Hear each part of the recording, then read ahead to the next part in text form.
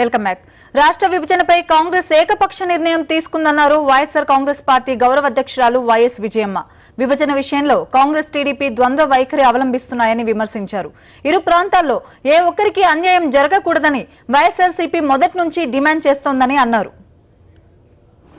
ఈరోజు నిజంగా అసలు కాంగ్రెస్ కానీ తెలుగుదేశం కానీ ద్వంద్వ ప్రమాణాలతో ఈరోజు రాజకీయాలు చేస్తూ ఉన్నాయి.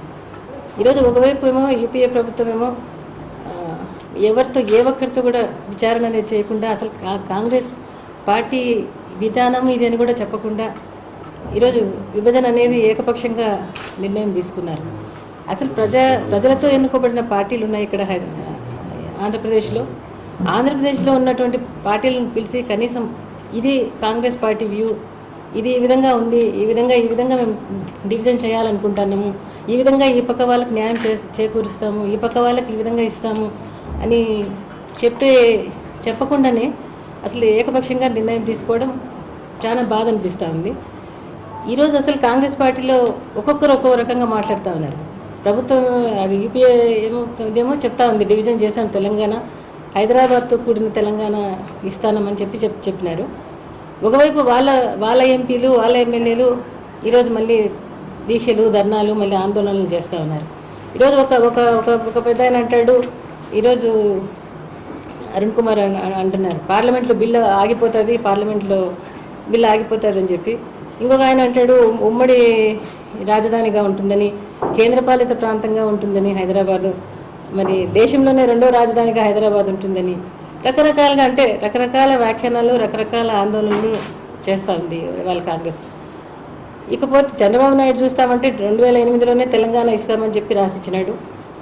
మరి ఈరోజేమో ఆయన మాట్లాడితేమో 4 లక్షల కోట్లు 5 లక్షల కోట్లు వేరే ఇవాళ రాజధాని పెట్టాలని ఆయన మాట్లాడతాడు. మరి ఆయన మళ్ళా ఎంపీలు కానీ ఆయన ఎమ్మెల్యేలు కానీ మళ్ళా రాజీనామాలు చేస్తూ ఉన్నారు.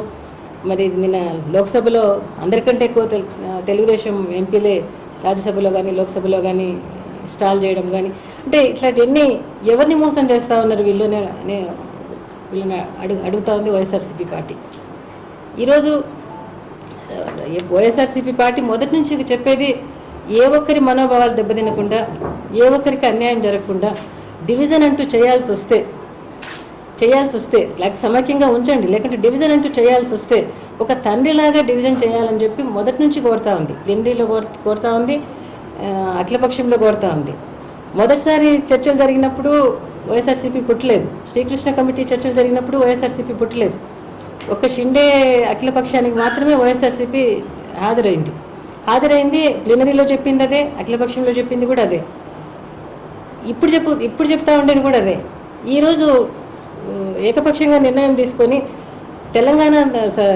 తెలంగాణతో పాటు హైదరాబాద్ను కలపటం అది ఏ విధంగా సబబో కూడా తెలియంది.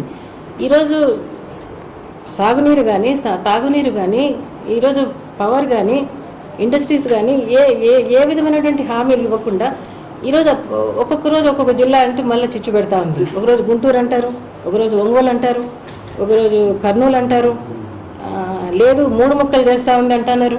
అంటే రకరకాలుగా రోజుకొక రీతిగా ఈ పార్టీలో చిచ్చు పెట్టే కార్యక్రమం జరుగుతుంది. ఒకవైపు తెలంగాణ ఇచ్చి జగన్ బాబుని దెబ్బతీయాలనేది చూస్తూ ఉన్నారు, ఇటువైపు కూడా 3 ముక్కలు చేస్తామని లేకపోతే రోజుకొక జిల్లా అని ఒక్కో జిల్లా వాళ్ళకి ఆశ పెట్టడము, ఇవన్నీ కార్యక్రమాలన్నీ జరుగుతూ ఉన్నాయి.